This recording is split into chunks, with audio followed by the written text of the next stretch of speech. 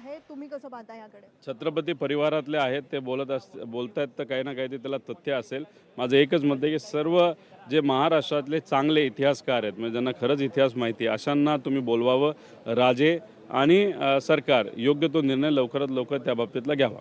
निश्चितच आज अजित पवारांनी प्रतिक्रिया देताना मात्र औरंगजेबाचा मुद्दा अधिवेशना काळामध्ये काढण्याची गरज काय असा थेट उल्लेख केलेला आहे, प्रतिक्रिया दिलेली आहे. भाजपकडे ह्या पद्धतीचा सवाल जो आहे तो विचारला गेलेला आहे. मी मनापासून दादांचं स्वागत करतो की त्यांनी अशा पद्धतीची भूमिका त्या ठिकाणी घेतलेली आहे, पण ती जरा उशीर झाला असं मला वाटतं.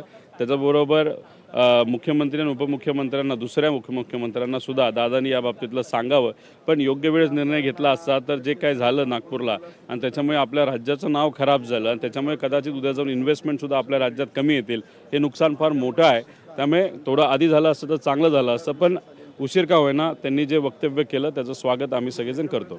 आता एकीकडे गोरेंनी ज्या पद्धतीत जयकुमार गोरेंनी हक्कभंग आणला, तुम्ही देखील हक्कभंग आणला, पण त्यांचा हक्कभंग जो आहे तो स्वीकारला गेला. कुठेतरी दुटप्पी भूमिका जी आहे ती केली जात आहे. दुजाभाव केला जातो. लोकशाही दुजाभाव चालत नाही, पण इथं या अधिवेशनामध्ये आणि दुर्दैवानं की या महाराष्ट्राच्या भूमीमध्ये अशा प्रकारचा दुजाभाव केला जातो हे कदापि योग्य नाही. आता ठीक आहे, त्यांनी त्यांचा पॉवरचा वापर केला, मग आम्ही मीडियाच्या माध्यमातून तुमच्या पॉवरचा वापर करून लोकांपर्यंत खरं काय हे लोकांपर्यंत घेऊन जाऊ.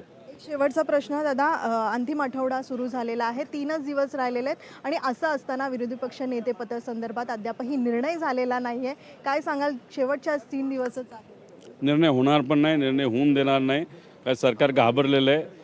सरकार बऱ्याच विषयाच्या बाबतीत कमी पडलेलं आहे आणि त्यांना उत्तर देता येत नाही. जर विरोधी पक्ष नेता विरोधकांना मिळाला तर महाराष्ट्राच्या तमाम सामान्य लोकांचा आवाज अजून वाढेल. तो या सरकारला नको. त्यामुळे मला वाटत नाही की विरोधी पक्ष नेता त्या ठिकाणी दिला जाईल. असंच जाईल. पुढचे 4 वर्ष असेच जातील का काय असं वाटायला लागलेलं आहे. पण याच्यात जे नुकसान होणार आहे, कॉन्ट्रॅक्टरचं नुकसान होणार नाही, नेत्यांचं होणार नाही. जे होणार ते महाराष्ट्राचं सामान्य लोकांचं नुकसान मोठ्या प्रमाणात होणार.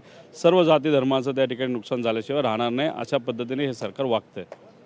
खूप खूप धन्यवाद. व्हिडिओ जर्नलिस्ट विनीत पेंडेकरसह मीनाक्षी म्हात्रे, लोकशाही मराठी, मुंबई. लोकशाही मराठी ऐका, पहा, जागरूक रहा.